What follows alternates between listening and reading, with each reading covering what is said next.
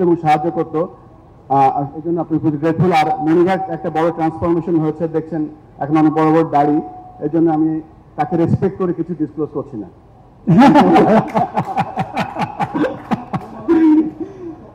Bangladesh test status পাওয়ার আগে একজন ছিলেন যাকে টেস্ট ব্যাটার বলতাম আমরা, Javed Omar Belim. If you please come up. Resilience যাকে বলে, উইকেটে থাকার সক্ষমতা, অনেক বল খেলা এবং বাংলাদেশকে অনেক খারাপ সিচুয়েশন থেকে টেনে এনে ভালো জায়গায় আনার পক্ষে জাভেদ ভাইয়ের যে অবদান ছিল সেটা আমরা এখনো মনে রাখি। Outstanding batter, still a very fit guy. Javed ভাইয়ের এই ফিটনেসের রহস্যটা অবশ্যই জানবো।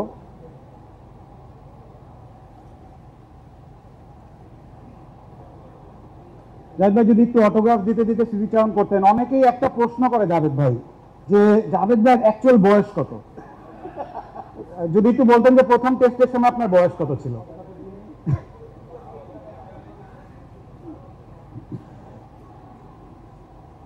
জাভেদ ভাই প্লিজ। আসসালামু আলাইকুম, সবাইকে অনেক অনেক ধন্যবাদ। আসলে আমি আগেও বলেছি, স্টিল আমার বয়স নিয়ে আমিও কনফিউজ।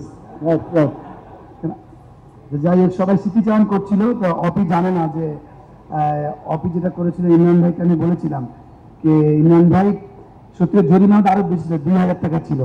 পাগলের মতো সবাইকে খুঁজতেছিলেন করে করে, লাভ এক্সট্রা লাভ। ইমরান ভাই তখন ভেরি জায়েন্ট ছিলেন একদম। আমরা সবাই ইমরান ভাইকে একটা নামে ডাক্তার যেটা বললাম না, জায়েন্ট ছিল, ঠিক আছে।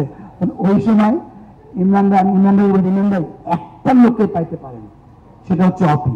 কোন প্রশ্নই আসে না। সে আবার করছে কি, অপি হাতাটা এত সুন্দর সুন্দর করে গুটিয়ে একদম টাইট ভিতরে পরে এরকম করে হাঁটছে, তো ওই জন্য ধরা পড়েছে অপি আমার জন্য। আর বিদ্যুৎ, ওকে পাওয়া খুবই টাফ। এই যে ব্লেজার পেয়েছে, thanks cricket board, thanks Asif ভাইকে, কিন্তু ওকে কিন্তু খুঁজে পাচ্ছিল না কেউ। আমি ওকে খুঁজে ব্লেজার মাপটা দিয়ে, রাইট। তো সবাইকে অনেক অনেক ধন্যবাদ। আমি প্রথম টেস্ট ম্যাচ খেলি নাই, যেটা স্টার্টিং এ বললো যে আমার খেলা হয়নি, বাট আমি সবসময় একটা বিশ্বাস করি কোনো কারণে খেলা হয় নাই, হয়তো টিমের জন্য হোক বা আমার কপালের জন্য হোক। কিন্তু ওই টেস্ট ম্যাচ না খেলাতে, বা আমি 2টা ওয়ার্ল্ড কাপ মিস করেছি, 99, 2003, মিডিয়ার অনেক সমালোচনা আলোচনা ভালো দিক, কিন্তু ওইটার হওয়ার জন্যই আমার কেরিয়ার আজকে এত বড় হয়েছে। কেন আমি অলওয়েজ অতৃপ্তি ছিলাম যে একটা টেস্ট ম্যাচ খেলতে হবে, টেস্ট ম্যাচ খেলতে হবে, একটা ওয়ার্ল্ড কাপ খেলতে হবে।